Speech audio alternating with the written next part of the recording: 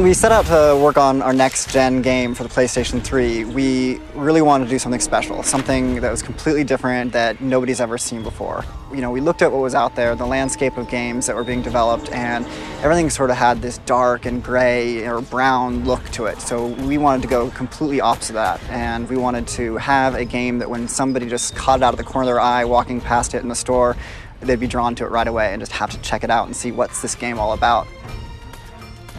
I think one of the key of Uncharted that's gonna really stand out is the fact that everything looks real, and the player is gonna be immersed completely into that game, because you can believe that you are in that jungle. You're gonna see plants moving, you're gonna see real-time lights like the sun and the refraction for the world, like all these things, all these details that you see every day. We were able to produce all of that. When we set off to make a brand new franchise, what we wanted to do was sort of embrace the action-adventure genre in its sort of classic form, but in a contemporary context. So we looked at a load of those matinee serials from the 30s, lots of chases, running around looking for treasure, unlikely allegiances with a whole crazy cast of characters, lots of narrow escapes and risky situations. So we took all of this stuff and then started to look at how we might be able to reinvent it for the 21st century. With the look of Uncharted, we wanted it to stand out from all the other games that are being developed of the next generation consoles. We wanted it to have this lush, organic feel. We didn't want to have the same gritty and dark corridors that so many of these games have you running around shooting aliens and fighting monsters in.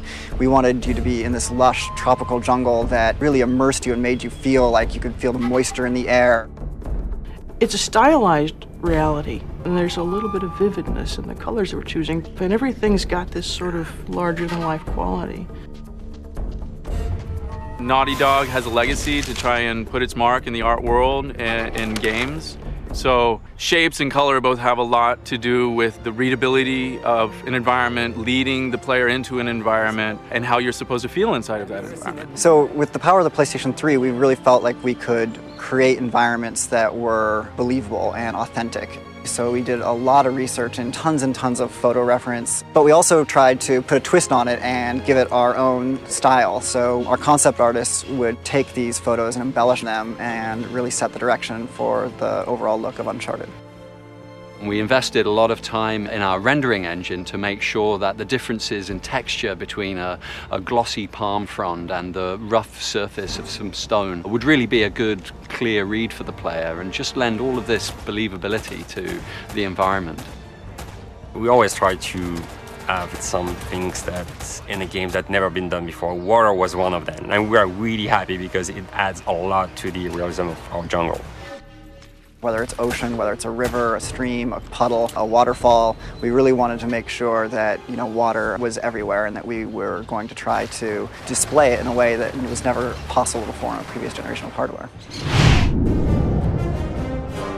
So we wanted the story in Uncharted to have historical relevance. So we decided to focus on a historical figure that, you know, everybody knew from their 4th grade social study class, you know, Sir Francis Drake. He was out there basically robbing the ships that were coming back to Spain with all this gold from the New World. And we wanted to explore the areas that were kind of foggy in the history books where, you know, maybe not all the details were clear. And then what we did is we ran with it and explored the what if. What if Sir Francis Drake did have children? So our hero, Nathan Drake, believes himself to be a descendant of Sir Francis Drake. And there's treasure out there all over the place, and it's Nathan's job to go find it.